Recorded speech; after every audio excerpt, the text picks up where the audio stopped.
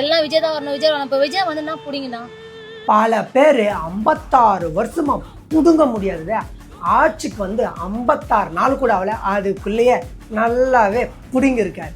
56 வருஷமா அந்த கிராம மக்கள் பஸ் விட சொல்லி கோரிக்கை வச்சிருக்காங்க. அதுக்கு ஒரு ஆக்ஷன் எடுக்க துப்பு இல்லை. அவங்க கோரிக்கை வச்ச 2வது நாள்ல ஆக்ஷன் எடுத்து அந்த கிராமத்துக்கு பஸ் விட்டுருக்காரு. ரீல் ஆச்சுன்னு சொல்லுவீங்க, அந்த ரீல் ஆட்சி தான் இன்னைக்கு மக்களுக்கு பிடிக்கிற ரியல் ஆட்சியா இருக்கு. வேண்டாடே, 56 வருஷமாவோட பஸ் விடாம ஸ்கேம் பண்ணுவீங்க. இந்த இளவுக்கு தான்டா நீங்க ஏஞ்சிக்கே முடியாத அளவுக்கு இறக்கிட்டாங்க.